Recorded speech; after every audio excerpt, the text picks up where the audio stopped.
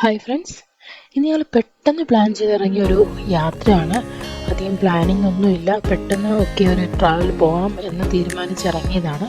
അപ്പം നമ്മൾ എവിടെ ട്രാവൽ ചെയ്താലും ആദ്യത്തെ ബ്രേക്ക്ഫാസ്റ്റ് കഴിക്കാതെ പറ്റത്തില്ലല്ലോ. അപ്പോൾ നമ്മൾ ഇവിടെയാണ് ബ്രേക്ക്ഫാസ്റ്റ് കഴിക്കാൻ കയറിയത്. ഇതിൻ്റെ മുന്നിൽ മെട്രോ പോകുന്നത്, പക്ഷെ വീഡിയോ എടുക്കാൻ പറ്റിയില്ല. അത് കഴിഞ്ഞ് നമ്മളിവിടെ ബ്രേക്ക്ഫാസ്റ്റ് ഒക്കെ കഴിച്ച് ഇറങ്ങി പിന്നെയും നമ്മൾ പോവാം. നമ്മൾ എങ്ങോട്ടാണ് പോകുന്നതെന്ന് ആർക്കെങ്കിലും മനസ്സിലായോ? ചിലർക്ക് കാണുമ്പോൾ ഉള്ളവർക്കാണെങ്കിൽ കാണുമ്പോൾ അറിയാൻ ഇങ്ങോട്ടാണെങ്കിൽ ഇത് മൈസൂർ റോഡാണ്. അങ്ങനെ നമ്മൾ യാത്ര പോവുകയാണ്.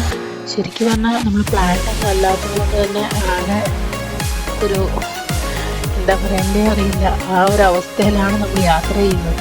ശരിക്കും പറഞ്ഞാൽ 2-3 ദിവസം മുമ്പാണ് നമ്മൾ ഈ പ്ലാൻ ചെയ്യുന്നതൊക്കെ. നമുക്കിന്ന് ട്രാവൽ ചെയ്യാം, പിന്നെ ജോലി പഠിത്തം ഇതിനകത്തു നിന്നൊക്കെ ഒന്ന് റിലാക്സ് ചെയ്ത് 2 ദിവസം നമുക്കൊന്ന് റിലാക്സ് ആയിട്ട് ഇരിക്കാം എന്നുള്ളൊരു തീരുമാനത്തിൽ ഇറങ്ങിയതാണ്. പക്ഷെ എന്ത് ചെയ്യാനാ, പ്ലാൻ ചെയ്ത് 2 ദിവസം കഴിഞ്ഞപ്പോൾ പിങ്കിക്ക് പനി പിടിച്ചു. അതോടെ പ്ലാനിങ് എല്ലാം വെള്ളത്തിലായെന്ന് തന്നെ പറയാം. എങ്ങനെ പോകും എന്നുള്ള കൺഫ്യൂഷനിലായിരുന്നു. കാരണം പനി വൈറലായിരുന്നു. അപ്പോൾ നമ്മൾ മെഡിസിനൊക്കെ വാങ്ങിച്ചു. പെട്ടെന്ന് മാറത്തില്ലല്ലോ, ടൈം എടുക്കുമല്ലോ. പക്ഷെ ആളിച്ചിരി ഓക്കെ ആയിരുന്നു. ട്രാവൽ ചെയ്യാനുള്ള ആഗ്രഹം കൊണ്ടാണോ അറിയത്തില്ല, കുറച്ചൊക്കെ അങ്ങ് ആക്റ്റീവായ ആൾ. എന്നാൽ പിന്നെ പോയേക്കാം എന്ന് കരുതി നമ്മൾ യാത്ര ഇറങ്ങിയതാണ്. ഈ ഒരു പനി വന്നതുകൊണ്ട് ഒരു ഗുണമുണ്ടായത്, വോമിറ്റിംഗ് പ്രശ്നം ഉണ്ടായില്ല. സാധാരണ രീതിയിൽ ട്രാവൽ ചെയ്താൽ പിന്നെ വോമിറ്റ് ചെയ്ത് എവിടെ നമ്മുടെ സ്ഥലം എത്തുന്നിടം വരെയും ഇതായിരിക്കും അവസ്ഥ. ഈ ഒരു പനിയും മരുന്ന് കഴിച്ച് കിടന്ന് ഉറങ്ങുമായതുകൊണ്ട് നമുക്ക് വേഗം തന്നെ നമ്മൾ പ്ലാൻ ചെയ്തിട്ട് എത്താൻ പറ്റി.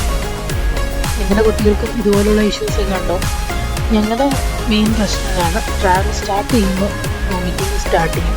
മെഡിസിൻസൊക്കെ കൊടുക്കും, ചിലപ്പോൾ അത് ആക്റ്റീവ് ആവും, ചിലപ്പോൾ അത് ഇന്നാക്റ്റീവായിട്ട് പോകും.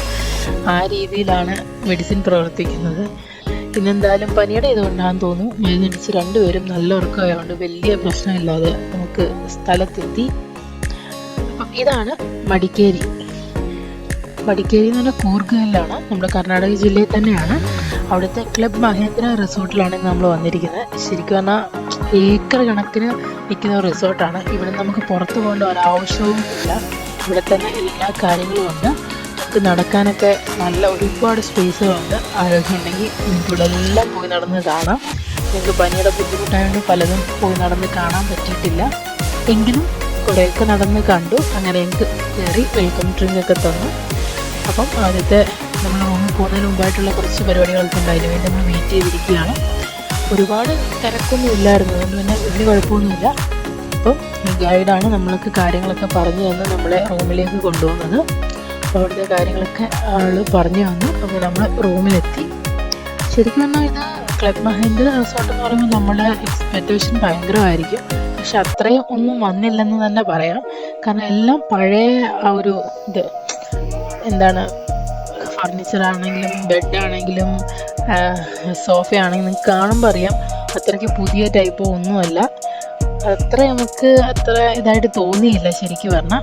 ഇതാണ് ബാൽക്കണി. നമുക്ക് വെളിയിൽ നോക്കുമ്പോൾ മരങ്ങളൊക്കെയാണ് കാണാൻ പറ്റുന്നത്. താഴെ കാണുന്നൊരു ഷെഡ് കണ്ടോ, അത് അവിടെ പോയാണ് നമ്മൾ ഫുഡൊക്കെ കഴിക്കേണ്ടത്. അവിടെയാണ് അവരെല്ലാം അറേഞ്ച് ചെയ്തിരിക്കുന്നത്. ബൊഫേ സിസ്റ്റമാണ്. ശരിക്കും പറഞ്ഞാൽ എല്ലാം ഓൾഡായിട്ടാണ് നമുക്ക് ഫീൽ ചെയ്തത്. പിന്നെ ഫുഡാണെങ്കിൽ പോലും നമുക്ക് അത്ര അങ്ങോട്ട് നമ്മൾ എക്സ്പെക്റ്റ് ചെയ്യുന്ന അത്രയൊന്നും നമുക്ക് തോന്നിയില്ല. ശരിക്കും പറഞ്ഞാൽ ഫുഡിൽ നമുക്ക് യാതൊരു എക്സ്പെക്റ്റേഷൻ ഭയങ്കരമായിരുന്നു. ഓക്കെ, നല്ല ഫുഡാണ്, അതാന്നൊക്കെ എക്സ്പെക്റ്റേഷനിൽ പോയതാണ്. പക്ഷേ നമുക്ക് അത്രയ്ക്ക് അങ്ങോട്ട് ഇതായില്ല. ശരിക്കും പറഞ്ഞാൽ അതിലൊരു എന്താ പറയുക, സാറ്റിസ്ഫാക്ഷൻ തോന്നിയില്ലെന്ന് തന്നെ പറയാം. അങ്ങനെ ഞങ്ങൾ വൈകിട്ട് പുറത്തോട്ടൊക്കെ ഇറങ്ങി എന്നിട്ടൊരു കോഫി കുടിക്കാനിരിക്കുന്നതാണ്. അങ്ങനെ ഞങ്ങളവിടെ നിന്നൊരു കോഫിയൊക്കെ കുടിച്ചു.